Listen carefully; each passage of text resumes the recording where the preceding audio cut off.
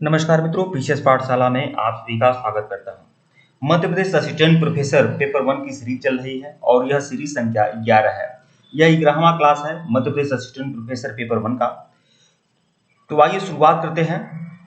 और यह मैं आपको बता देना चाहता हूं कि जो भी लोग Madhya Pradesh assistant professor paper 1 की तैयारी कर रहे हैं वह लोग हमारे साथ जुड़ सकते हैं। जो भी लोग जुड़ना चाहें वह लोग जो भी लोग जुड़ना चाहते हैं वह लोग टेलीग्राम बिल्कुल ज्वाइन करेगा। लिंक डिस्क्रिप्शन में दिया गया है आप सभी लोग को। देखिए, Madhya Pradesh assistant professor paper 1 और यूपी असिस्टेंट प्रोफेसर पेपर 1 की पूरी तैयारी पीसीएस पाठशाला चैनल करा रहा है। सिर्फ 999 रुपये की फीस है और इसी में आपकी पूरी तैयारी कराई जाएगी। तो जो भी लोग इंटरेस्टेड हो वह लोग हमारे ऑफिशियल व्हाट्सएप नंबर पर मैसेज कर सकते हैं। ऑफिशियल व्हाट्सएप नंबर डिस्क्रिप्शन में भी है और यहाँ पर भी शो हो रहा है। तो आइए शुरुआत करते हैं। हम धीरे धीरे मध्य प्रदेश असिस्टेंट प्रोफेसर की पूरी तैयारी हम आपकी करा रहे हैं, लगातार करा रहे हैं। कंप्यूटराइज नोट्स भी मिल रहा है, हैंड रिटेन नोट्स भी मिल रहा है, टेस्ट सीरीज मिल रही है, टेस्ट सीरीज की पीडीएफ मिल रही है, लेक्चर्स क्लास मिल रहा है। तो टेलीग्राम बिल्कुल ज्वाइन करेगा, लिंक डिस्क्रिप्शन में है। लेकिन देखिए, जो लोग हमारे कोर्स को ज्वाइन करेंगे उनको सारी पीडीएफ, सारी नोट्स और सारी लेटेस्ट वीडियो क्लासेस सब कुछ उनको मिलेगा और परीक्षा होने तक हम उनके साथ रहेंगे। यूपीएससी ही नहीं बल्कि एमपी असिस्टेंट प्रोफेसर पेपर 1 की पूरी तैयारी कराई जाएगी आप लोगों की। तो जो भी लोग इच्छुक हैं वो लोग हमारे ऑफिशियल व्हाट्सएप नंबर पर मैसेज कर सकते हैं। ऑफिशियल व्हाट्सएप नंबर डिस्क्रिप्शन में दिया गया है आप सभी लोग के लिए, तो बिल्कुल ज्वाइन कर लीजिएगा। ठीक है, आइए शुरुआत करते हैं। इंदौर संभाग, देखिए यह इंदौर संभाग जो है, इंदौर संभाग, तो इंदौर संभाग के अंदर कौन कौन से जिले हैं सबसे पहले तो यह देख लीजिए। इंदौर संभाग के अंदर कौन कौन से जिले हैं जो आप लोगों के लिए काफी खास हैं, इसे देख लेना होगा। बड़वानी जो है इंदौर संभाग का जिला है। धार इंदौर संभाग का जिला है। अलीराजपुर इंदौर संभाग का जिला है। झाबुआ इंदौर संभाग का जिला है। खरगोन भी इंदौर संभाग का जिला है। खंडवा भी इंदौर संभाग का जिला है। इंदौर भी इंदौर संभाग का जिला रहेगा। बुरहानपुर भी इंदौर संभाग का जिला है। तो कुल मिलाकर इंदौर संभाग में कुल 8 जिले हैं। अब इन 8 जिलों के बारे में संपूर्ण अध्ययन करेंगे और मैं पूरे दावे और यकीन के साथ बोल सकता हूं मित्रों कि इंदौर संभाग से संबंधित अगर प्रश्न आ गया तो इसी में से आएगा, इसी वीडियो में से आएगा, यह मैं बोल रहा हूं। और ये सारे के सारे नोट्स आप लोग को मिलेंगे, तो इसलिए आप लोग हमारे ऑफिशियल व्हाट्सएप नंबर पर मैसेज जरूर करिए और पेपर 1 के लिए जुड़िए, बिल्कुल जुड़िए। आइए शुरुआत करते हैं। देखिए, और एक बात और कहना चाहूंगा कि अगर आपका सब्जेक्ट इतिहास है, अगर सब्जेक्ट आपका इतिहास है तो उसके लिए 1499 रुपए का कोर्स लॉन्च कर दिया गया है। इतिहास विषय मैं डिपार्टमेंट ऑफ हिस्ट्री से हूँ, इसीलिए मैं इतिहास विषय की अपनी तैयारी कराऊंगा आप सभी लोगों के लिए। तो 1499 रुपया इतिहास विषय के लिए और पेपर 1 के लिए अगर करना चाहते हैं तो सिर्फ और सिर्फ 999 रुपया। आइए शुरुआत करते हैं। देखिए, बड़वानी जो जनपद है इसमें क्या खास है, यह देखिए बड़वानी जनपद के बारे में। बड़वानी जनपद, तो देखिए 25 मई 1998 को खरगोन को विभाजित करके इस जिले की स्थापना की गई। ये जो बड़वानी जनपद है असल में यह खरगोन जनपद का ही भाग था और 25 मई 1998 को बड़वानी जनपद विभाजित किया गया। तो प्रश्न आ सकता है परीक्षा में कि बड़वानी जो था पूर्व में किस जनपद का भाग था, तो खरगोन का भाग था जिसको 25 मई 1998 को विभाजित किया गया था। ठीक है, अब बड़वानी जो है किस लिए फेमस है, यहाँ पर सर्वाधिक लाल मिर्च का उत्पादन किया जाता है। जो लाल मिर्च होता है उसका सबसे ज्यादा उत्पादन मध्य प्रदेश में अगर कहीं होता है तो बड़वानी में ही होता है। फिर देखिए, बड़वानी किस लिए खास है कि यहाँ पर कपास की प्रसिद्ध मंडी है, कपास की प्रसिद्ध मंडी है संधवा जो है कपास की प्रसिद्ध मंडी है और यह जो है बड़वानी में ही है। ठीक है, आइए अगला देखें। अगला जिला धार।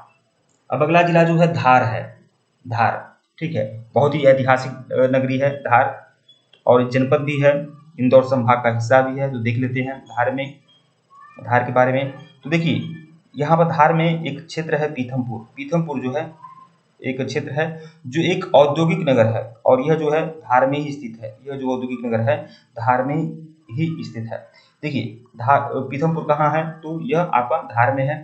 फिर देखिए, यहाँ पर धार में धार का किला है, धार का किला भी है धार में। फिर भोजशाला मस्जिद भी है। ठीक है, राजा भोज के द्वारा एक मंदिर बनवाया गया था जिसको आक्रांताओं ने तोड़कर मस्जिद बना दिया है। तो भोजशाला मस्जिद जो है वह धार में आपको देखने को मिलेगा। फिर धार में ही आपका डायनासोर का निवास है, बहुत ही इंपॉर्टेंट है। 2 प्रश्न यहाँ पर समझिए, 2 से 3 सभी यहाँ पर कई प्रश्न आपके क्लियर हो रहे हैं। पहली बात आप जान लीजिए, पीथमपुर कहाँ है, तो धार में है। फिर भोजशाला मस्जिद कहाँ है, यह धार में है। और डायनासोर का निवास मोस्ट इंपॉर्टेंट है, यह भी आपका धार में है। यहाँ पर डायनासोर का निवास मिला है। फिर देखिए, धार में क्या है, धार में सरदारपुर वन्य जीव अभ्यारण्य है। सरदारपुर वन्य जीव अभ्यारण्य कहाँ है, वो आपका धार जनपद में है। सरदारपुर वन्य जीव अभयारण्य जो है धार जनपद में है। और सरदारपुर वन्य जीव अभयारण्य है, वहां पर एक पक्षी के लिए जाना जाता है। वो पक्षी मिलती है सरदारपुर वन्य जीव अभयारण्य में। उस पक्षी का नाम है खरमौर पक्षी, खरमौर पक्षी। ठीक है। धार जिले में ही सिटी ऑफ जॉय है। धार जिले में सिटी ऑफ जॉय नाम का एक जगह है मांडू। देखिए धार जिले में एक जगह है मांडू, यही मांडू की रानी रूपमती थी। ठीक है। तो देखिए धार जिले में मांडू है, और इस मांडू को क्या कहा जाता है? इस मांडू को कहा जाता है सिटी ऑफ जॉय। इसी मांडू को सिटी ऑफ जॉय कहा जाता है। मतलब धार जिले में स्थित मांडू जगह को सिटी ऑफ जॉय कहा जाता है। सिटी ऑफ जॉय का मतलब आनंद का शहर। अब क्यों आनंद का शहर? क्योंकि यहाँ पर की रानी कौन थी? रानी रूपमती। तो रानी रूपमती का महल जो है वो आपका मांडू में है। फिर देखिए होशंगा शाह का मकबरा जो है आपका मांडू में है। फिर मांडू में क्या है? हिंडोला महल आपका मांडू में है। फिर देखिए जहाज महल भी जो है मांडू में है। फिर अशरफी महल जो है आपका कहाँ है? मांडू में है। और मांडू कहाँ है? मांडू धार में है। तो यह ध्यान रखिएगा आप लोग। अब देखिए जिला अलीराजपुर जो जनपद है इसके बारे में देखेंगे। अरे यह वही अलीराजपुर है जहाँ चंद्रशेखर आजाद साहब जी का जन्म हुआ था। अमर शहीद चंद्रशेखर आजाद जी का जन्म हुआ था। तो देखिए अलीराजपुर जो है असल में यह किस जिले का भाग था? झाबुआ जिले का भाग था। झाबुआ जिले का भाग था। और 17 मई 2008 में झाबुआ जिले से पृथक करके अलीराजपुर जनपद बनाया गया। और अलीराजपुर जो जनपद है वैसे तो अमर शहीद चंद्रशेखर आजाद की जन्मस्थली है, लेकिन इतने बड़े महापुरुष की जन्मस्थली होने के बावजूद भी और यहाँ पर साक्षरता बहुत कम है। यह देश ही नहीं, प्रदेश ही नहीं, बल्कि देश का सबसे कम साक्षरता वाला जिला है ये अलीराजपुर। ध्यान रखिएगा, देश का ही नहीं बल्कि प्रदेश और देश दोनों का सबसे कम साक्षरता वाला जिला जो है अलीराजपुर है। फिर देखिए अलीराजपुर में जो है भील पहुंच जाते हैं। तो भीलों द्वारा प्रसिद्ध भगोरिया नृत्य किया जाता है। भीलों द्वारा एक भगोरिया नृत्य किया जाता है, वो अलीराजपुर में ही किया जाता है। फिर देखिए मैंने बताया है कि अलीराजपुर में भावरा नामक जगह है, वहां पर अमर शहीद चंद्रशेखर आजाद का क्या हुआ था? जन्म हुआ था। अलीराजपुर के भावरा में चंद्रशेखर आजाद जी का जन्म हुआ था। फिर देखिए अलीराजपुर में एक अभ्यारण्य है।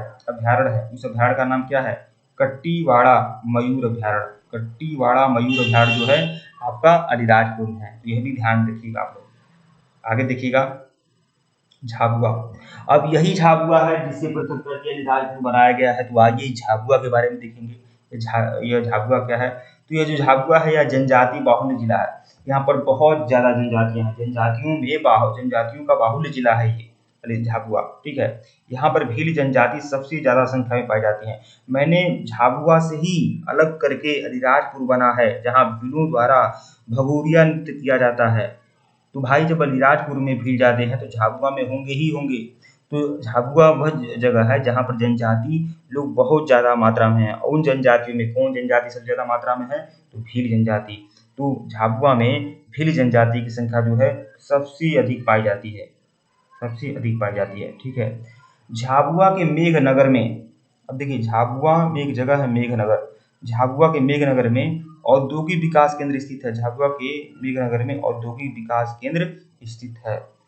झाबुआ जिले को सीमा कहाँ से मिलती है? देखिए झाबुआ जो जिला है उसकी सीमा गुजरात से मिलती है। प्रदेश का पहला आवासीय विद्यालय झाबुआ में स्थित है। प्रदेश का पहला आवासीय विद्यालय, यह इंपॉर्टेंट हो सकता है आप लोगों के लिए कि प्रदेश का पहला जो आवासीय विद्यालय था वो कहाँ किया गया है? झाबुआ में स्थापित किया गया है। यह इंपॉर्टेंट हो सकता है आप लोग के लिए। टेलीग्राम बिल्कुल ज्वाइन करेगा, लिंक डिस्क्रिप्शन में है। आप सभी लोग को बता रहा हूँ टेलीग्राम बिल्कुल ज्वाइन करना है आप लोगों को। और जो लोग यूजीसी नेट क्वालिफाई किए हुए हैं उन लोगों को बहुत बहुत बहुत बहुत बधाई। और उन लोगों के लिए भी एक बहुत बड़ा अवसर मिल रहा है। बहुत सारी वैकेंसी असिस्टेंट प्रोफेसर की आने वाली हैं और लगातार आई हुई हैं। और जो लोग असिस्टेंट प्रोफेसर का फॉर्म भरे हुए हैं उन लोगों से अपील है कि वह लोग कोर्स ज्वाइन करें बिल्कुल, क्योंकि हम बहुत बेहतरीन जबरदस्त रामबाण तरीके से आपकी तैयारी कराएंगे और परीक्षा होने तक हम आपके साथ रहेंगे। आइए शुरुआत करते हैं। अब खरगोन, ये जो खरगोन जिला है इसके बारे में देखते हैं ये क्या है। इस जिले को, जो खरगोन जिला है, इस जिले को निमाड़ नाम से भी जाना जाता है। ये जो खरगोन जिला है इसको किस नाम से जाना जाता है? निमाड़ जिला। यहाँ कपास का उत्पादन करने वाला जिला है। ये जो खरगोन जिला है, यहाँ पर कपास का सबसे ज़्यादा उत्पादन होता है। और इस जो खरगोन जिला, यह जो खरगोन जिला है, इसको निमाड़ के नाम से भी जाना जाता है। यहाँ प्रतिवर्ष सिंगा जी का मेला लगता है। प्रतिवर्ष यहाँ पर एक मेला लगता है, सिंगा जी का मेला, जो एक लोक देवता है, उनका एक मेला लगता है, सिंगा जी का मेला। फिर देखिए, खरगोन में मूंगफली का सबसे ज्यादा उत्पादन इसी जिले में होता है। देखिए, खरगोन में कपास का उत्पादन भी होता है, बहुत ज्यादा होता है, और मूंगफली का तो सबसे ज्यादा उत्पादन होता है खरगोन में। ठीक है, खरगोन वही जिला है जहां पर लोक देवता है सिंगा जी, लोक देवता सिंगा जी का मेला लगता है, खरगोन में ही है। ठीक है, आगे देखिएगा, खरगोन जिले की दिजला देवड़ा बांध कुंडा नदी पर स्थित है। देखिए, खरगोन जिले में एक नदी बहती है, उसका नाम है कुंडा नदी। खरगोन जिले में नदी बहती है कुंडा नदी, और इसी कुंडा नदी पर एक बांध बनाया गया है, देजला देवड़ा बांध, देजला देवड़ा बांध। और ये जो देजला देवड़ा बांध है, ये कुंडा नदी पर बनाया गया है। लेकिन ये जो बांध है, ये सीमेंट का नहीं है, सीमेंट छड़ आदि का नहीं है, बल्कि यह मिट्टी का बांध है। देवड़ा बांध जो है, यह मिट्टी का बांध है। ठीक है, फिर देखिए, खरगोन में क्या है, कपास अनुसंधान केंद्र। खरगोन में क्या है, कपास अनुसंधान केंद्र है, तथा CISF का प्रशिक्षण केंद्र भी है। केंद्रीय औद्योगिक सुरक्षा बल CISF, केंद्रीय औद्योगिक सुरक्षा बल CISF। तो CISF का जो प्रशिक्षण केंद्र है, CISF के जो CISF के जो फोर्स होते हैं, CISF के जो सिपाही होते हैं, उनका प्रशिक्षण कहाँ होता है, खरगोन में होता है। तो CISF का प्रशिक्षण केंद्र कहाँ है, खरगोन में है, और कपास अनुसंधान केंद्र भी खरगोन में है। या देखिए, यह सभी महत्वपूर्ण है, इसीलिए मैं कह रहा हूँ कि पीसेस पाठशाला आपकी तैयारी 100% कराएगा। अब खरगोन जनपद से संबंधित जितने भी प्रश्न आएंगे किसी भी परीक्षा में, कहीं की परीक्षा में, वह इसी से आएंगे, ध्यान रखिएगा आप लोग। ठीक है, CISF का प्रशिक्षण केंद्र कहाँ स्थित है, यह आपका इंपॉर्टेंट है, खरगोन में है। और जो देजला देवड़ा बांध है, कुंडा नदी पर है, और ये मिट्टी का निर्मित बांध है, यह भी खरगोन में है। मूंगफली का सबसे ज्यादा उत्पादन खरगोन में होता है, यह भी है। और प्रतिवर्ष सिंगा जी का मेला जो लगता है, खरगोन में लगता है, यह भी आपका इंपॉर्टेंट है। आइए अगला जिला देखते हैं, खंडवा जिला। खंडवा जिला, अभी मैं कुछ दिन पहले मैं खंडवा जिला में गया हुआ था, और यहाँ पर जो भगवान शंकर का 12 ज्योतिर्लिंग में से ओंकारेश्वर ज्योतिर्लिंग है, मैंने उनका दर्शन भी किया। तो मैं खंडवा जनपद के बारे में बताता हूँ। देखिए, यह जो जिला है वह नर्मदा एवं ताप्ती नदियों के मध्य स्थित है। खंडवा जिला जो है नर्मदा एवं ताप्ती नदी के मध्य में स्थित है। जो महान पार्श्व गायक किशोर कुमार की जन्मस्थली है। किशोर कुमार को आप लोग जानते हैं कि बहुत ही ज्यादा अच्छा गाते थे, बहुत ही बेहतरीन गाते थे, और बहुत से लोगों के बहुत ही अच्छे पसंद हैं किशोर कुमार जी। तो किशोर कुमार जी की जन्मस्थली जो है वह खंडवा में ही है। और माखन लाल चतुर्वेदी की जन्मस्थली भी है, जो है आपकी खंडवा में है। माखन लाल चतुर्वेदी हिंदी साहित्य के, हिंदी काव्य जगत के बहुत बड़े पुरोधा थे, और उनकी जन्मस्थली भी आपकी खंडवा में है। तो दो महान हस्तियों की जो है जन्मस्थली आपकी खंडवा में है, वही खंडवा जो नर्मदा और ताप्ती नदी के मध्य स्थित है। देखिए, खंडवा जो है कपास उत्पादन के कारण इसे सुनहरा जिला कहा जाता है। कपास का इतना ज्यादा उत्पादन होता है खंडवा में कि इसको सुनहरा जिला भी कहा जाता है। अब प्रश्न पूछ सकता है कि मध्य प्रदेश के किस जिले को सुनहरा जिला कहा जाता है। कई सारे ऑप्शन रहेंगे यहाँ पे, खंडवा, धार, उज्जैन। खंडवा रहेगा, धार रहेगा, उज्जैन रहेगा, रीवा रहेगा, ठीक है, जबलपुर रह सकता है, कुछ भी रह सकता है। तो सुनहरा जिला किसे कहा जाता था, खंडवा को कहा जाता था। फिर देखिए, ओंकारेश्वर राष्ट्रीय उद्यान, मैंने बताया कि 12 ज्योतिर्लिंग में से एक ज्योतिर्लिंग ओंकारेश्वर जो है खंडवा में है। तो ओंकारेश्वर राष्ट्रीय उद्यान भी आपका कहाँ है, खंडवा में है, ऐसे समझ सकते हैं। फिर देखिए, यह जो खंडवा जिला है, यह प्रदेश का प्रमुख गांजा उत्पादक जिला है। यहाँ पर सबसे ज्यादा गांजा उत्पन्न किया जाता है, अफीम की खेती होती है यहाँ पर खंडवा जिला में। तो ध्यान रखिएगा इसे, यह इंपॉर्टेंट आपका हो सकता है। अब देखिएगा अगला, बुरहानपुर, ये जो जनपद है इसके बारे में देखेंगे। बुरहानपुर जो है वो ताप्ती नदी के तट पर स्थित है। ताप्ती नदी के तट पर स्थित है बुरहानपुर। और बुरहानपुर को दक्षिण का द्वार कहा जाता है। बुरहानपुर को क्या कहा जाता है, दक्षिण का द्वार। बुरहानपुर में ही क्या है, असीरगढ़ का किला है। असीरगढ़ का किला जो है बुरहानपुर में है। और इस किले को दक्कन का दरवाजा भी कहा जाता है। मैंने आपको बताया ना कि बुरहानपुर जो है ताप्ती नदी के तट पर स्थित है, इतना ध्यान रखिएगा। और इसे दक्षिण का द्वार कहा जाता है, मतलब अगर दक्षिण में किसी को प्रवेश करना है, उत्तर भारत से दक्षिण भारत में अगर किसी को प्रवेश करना है तो बुरहानपुर से ही प्रवेश करेगा, ठीक है। इसीलिए इसको दक्षिण का द्वार कहा जाता है। अब दक्षिण को ही दक्कन कहा जाता है, दक्षिण को ही क्या कहा जाता है, दक्कन कहा जाता है। द्वार मतलब दरवाजा, तो दक्षिण का द्वार कह सकते हैं या फिर दक्कन का दरवाजा कह सकते हैं, बात वही है, ठीक है। और इसी बुरहानपुर में क्या है, असीरगढ़ का किला है। इसी बुरहानपुर में क्या है, असीरगढ़ का किला है। और इस किले को क्या कहा जाता है, दक्कन का दरवाजा भी कहा जाता है। यहाँ देखिए, यहाँ पर क्या है, मुमताज बेगम, यहाँ मुमताज बेगम की क्या है, कब्र है, मुमताज बेगम की कब्र है यहाँ पर। फिर देखिए, नेशनल न्यूज प्रिंट कारखाना नेपानगर में ही स्थित है। देखिए, अखबारी कागज जो होते हैं, जो अखबारी कागज होते हैं, उसका जो प्रमुख औद्योगिक केंद्र है वह नेपानगर है, नेपानगर। और अखबारी जो अखबार आप लोग पढ़ते हैं, समाचार पत्र पढ़ते हैं, तो वह जो अखबारी कागज होता है उसका प्रमुख औद्योगिक केंद्र जो है वह नेपानगर है। और ये जो नेपानगर है बुरहानपुर में है, ठीक है। तो इसीलिए कह रहा हूँ नेशनल न्यूज प्रिंट कारखाना जो है कहाँ है, नेपानगर में है, ध्यान रखिएगा, नेपानगर में है। फिर देखिए, चांदनी ताप विद्युत केंद्र भी इसी जिले में है, चांदनी ताप विद्युत केंद्र भी बुरहानपुर में ही है। आगे देखिएगा, इंदौर संभाग के अंतर्गत इंदौर जनपद को देख लेते हैं। इंदौर का पूर्व नाम क्या है, पौराणिक नाम क्या है इंदौर का, इंदौर को इंद्रपुर भी कहा जाता था, इंदूर कहा जाता था, अहिल्यानगरी कहा जाता था, इंद्रश्वा भी कहा जाता था। ये इंदौर क्या है, प्राचीन नाम है। फिर देखिए, इंदौर में क्या है, जैविक खाद इकाई है, जैविक खाद बनाए जाने की इकाई है, यहाँ पर जैविक खाद बनाया जाता है। फिर देखिए, मानसिक चिकित्सा संस्थान भी आपका इंदौर में ही आपको पड़ेगा।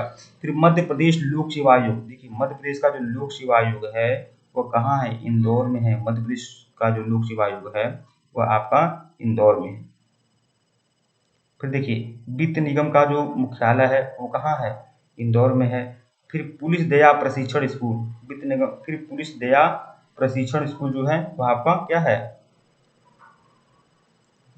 यहाँ पर दया लिखा हुआ है, पुलिस प्रशिक्षण स्कूल समझिए, पुलिस प्रशिक्षण स्कूल जो है कहाँ है, ये आपका इंदौर में है। तो कई सारे राज्य स्तर के बहुत सारे संस्थान इंदौर में हैं, तो इसे आपको अच्छे से देख लेना होगा कि जैविक खाद की इकाई इंदौर में है, मध्य प्रदेश लोक सेवा आयोग का मुख्यालय भी इंदौर में मिलेगा, वित्त निगम का मुख्यालय भी इंदौर में मिलेगा, पुलिस प्रशिक्षण स्कूल भी इंदौर में मिलेगा, और साथ ही साथ सबसे बड़ा चीज केंद्रीय पुरातात्विक संग्रहालय भी आपको कहाँ मिलेगा, केंद्रीय पुरातात्विक संग्रहालय वो इंदौर में मिलेगा, इंदौर में मिलेगा, ठीक है। आईआईटी भी इंदौर में आपको मिलेगा, आईआईएम इंदौर में स्थापित किया गया है। फिर देखिए, गेहूं शोध संस्थान, यहाँ पर गेहूं लिखा गया है लेकिन ये देख लीजिए गेहूं शोध संस्थान भी इंदौर में है, इंदौर में गेहूं शोध संस्थान भी इंदौर में मिलेगा। फिर देखिए, यहीं पर क्या है, यहीं पर गोमट्टगिरी जैन तीर्थ स्थल भी है, गोमट्टगिरी जैन तीर्थ स्थल भी है। तो कई सारे राज्य और राष्ट्रीय स्तर के संस्थान जो हैं वह इंदौर में स्थित हैं, इन सभी को आपको अच्छे से देख लेना होगा। तो तब तक के लिए बस इतना ही, ठीक है मित्रों। वीडियो को लाइक और चैनल को सब्सक्राइब करेगा, टेलीग्राम बिल्कुल ज्वाइन करेगा, लिंक डिस्क्रिप्शन में दिया गया है आप सभी लोगों के लिए। धन्यवाद आप लोग को।